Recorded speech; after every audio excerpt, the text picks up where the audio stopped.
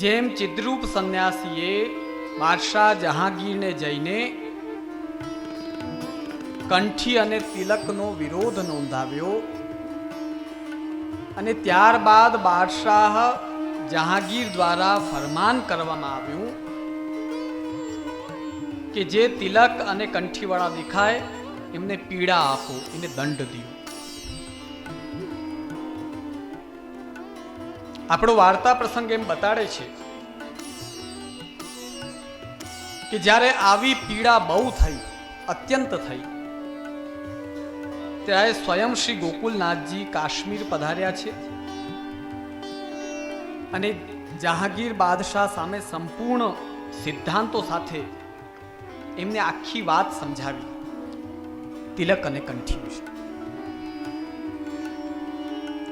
અને ત્યારે જહાંગીરે એટલી છૂટ આપી કે ભલે રાખો, વાંધો. પણ રાજાની મર્યાદાને ધ્યાનમાં રાખીને ગોકુલનાથજીએ તિલકને અહીંનો જે ભાગ હોય એને આપે હટાવી લીધો. એટલે ઈ પરંપરામાં જે બાળકો વિરાજમાન છે અથવા તો ઈ પરંપરામાં જે વૈષ્ણવો છે એ લોકો દંડાકાર તિલક કરે છે. આપણે જે પરંપરામાં પ્રથમ ઘરની પરંપરામાં છે અને બીજા 6 ઘર એ આપણે આવી રીતે સંપૂર્ણ તિલક કરીએ છીએ. અને ત્યારબાદ તિલક આદિની મર્યાદા યથાવત થઈ. આને કહેવાય સતપીડા. સતપીડા વ્યગ્ર લોકેશુ. પ્રશ્નકારોએ પ્રશ્ન કર્યો કે ભાઈ ચલો તમે ગંગાદી તીર્થ ઉપર જઈને કે જ્યાં મ્લેચ્છોએ ઘેરી રાખ્યું છે ત્યાં કંઈ તમે બીજું સત્કાર્ય ન કરી શકો, કારણ કે સત્કાર્ય કરો તો એનો ફલ ઉત્તમ ન મળે, કારણ કે મ્લેચ્છોએ ઘેરેલું છે અને પાપૈક નિલયેશુ છે, મળે અલ્પ ફલ પ્રાપ્ત થાય, તમારો કાર્ય સિદ્ધ ન થાય. તો કોઈ પ્રશ્નકાર કહે કે તો વાંધો નહીં, ત્યાં જઈને બાહ્ય કોઈ પ્રકાર ન કરો, આવા ઉત્તમ સ્થાન ઉપર જઈને સ્મરણ તો કરી શકાય ને ભગવાન, એમાં તો વાંધો નથી. તો શ્રી મહાપ્રભુજી આજ્ઞા કરે છે સતપીડા વ્યગ્ર લોકેશુ. અંતઃ સ્મરણ કરવાનું પણ કોઈ ક્યારે કરશે કે જ્યારે પોતાની આગળ ચાલતા વ્યક્તિને સમસ્યા નહીં થાય, તકલીફ નહીં પડે એવું જોશે તો એ રસ્તા ઉપર એ આગળ વધશે. પણ જો આગળવાળાને પીડા થતી હશે તો પાછળવાળાની ઈચ્છા હશે ને તો પણ એ માર્ગ છોડીને હટી જશે. એટલે શ્રી રઘુનાથજી સ્પષ્ટ આજ્ઞા કરે છે સત પીડા સતામ પીડા સત્પુરુષાણામ ધાર્મિકાણામ ભગવત પરાયણામ અપી યાદૃશી પીડા ન ઉચિતા. એ ઉચિત નથી પણ દેવામાં આવે છે. તદ દર્શનાદ અન્યેષામ વિશ્વાસ શૈથિલ્યેન વ્યગ્રેશુ.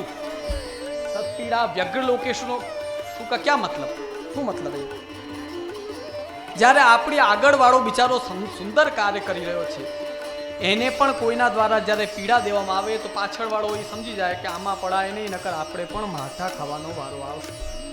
સાફ સીધી ગુજરાતીમાં સમજો. વ્યગ્રતા શેની? વ્યગ્રતા એ છે કે જે કાર્ય કરવું છે પણ એ પીડાને જોઈને એ કાર્ય નથી કરી શકાતું, એની વ્યગ્રતા વૈષ્ણવજનોમાં, ભગવદીજનોમાં આવી જાય છે. તો પહેલો શ્લોક કાલ, આ બીજો શ્લોક દેશ. કૃષ્ણાશ્રયના 11 શ્લોક વિશે કાલે અમે તમને બતાવ્યું હતું. પહેલા 6 શ્લોક છે એ કાલ, દેશ, મંત્ર, દેશ, કાલ, દ્રવ્ય, કર્તા, મંત્ર, કર્મ. એના પછીના 4 શ્લોક છે એ ધર્મ, અર્થ, કામ, મોક્ષ. અને છેલ્લો 11મો શ્લોક છે એ ફલોક્તિનો શ્લોક છે. તો એમાંથી વ્યુત્ક્રમથી મહાપ્રભુજીએ પહેલા સર્વ માર્ગેશુ નષ્ટેશુમાં કલિકાલને લીધો છે અને મ્લેચ્છાક્રાંતેશુ દેશેશુ એમાં દેશને લીધો છે.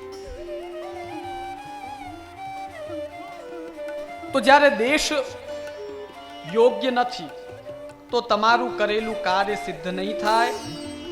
સજ્જનોને પીડા થશે તો તમે સત્કાર્ય કરતા રોકાઈ જશો.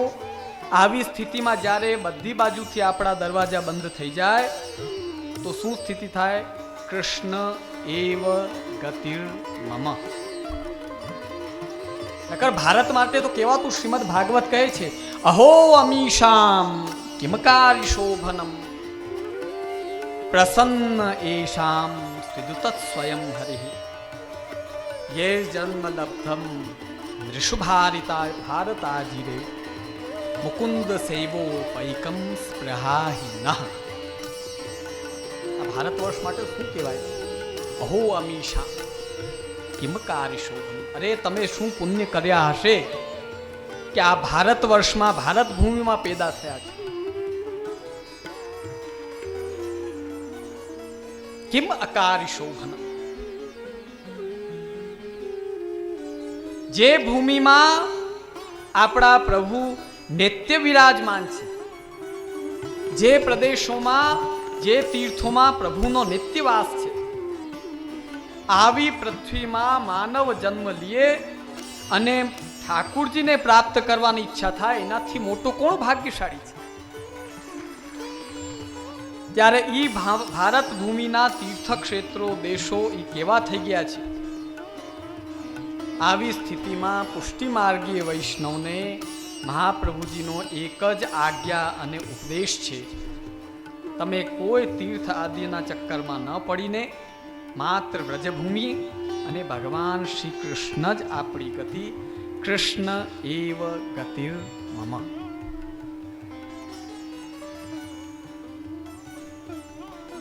હવે કૃષ્ણ શબ્દનો એક બીજો અર્થ થાય છે. પહેલો અર્થ તો અમે તમને પહેલા શ્લોકમાં બતાવ્યું. કૃષિર્ભૂવાચક શબ્દ હર્ણશ્ચ નિવૃત્તિવાચક તયોરેક્યમ પરમ બ્રહ્મ કૃષ્ણ ઇત્યભિધીયતે. જ્યાં આનંદની જ સત્તા છે, આનંદ જ જેમાં રહેલું છે, આનંદ રૂપ આનંદ માત્ર કર પાદ મુખો દરાદી આવા જે પ્રભુ છે આપણા,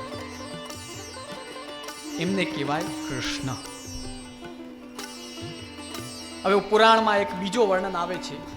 કૃષિરુત્કૃષ્ટ વચનો નશ્ચ સદભક્તિવાચક અશ્ચાપી દાત્રી વચન તેન કૃષ્ણમ વિદુર્બુધા. કૃષ્ણ શબ્દમાં કૃષ્ણ છે, કૃષ્ણ છે એ ઉત્કૃષ્ટ વચન છે. નશ્ચ સદભક્તિવાચક અને ન છે એ સદભક્તિ દેવાવાળો છે.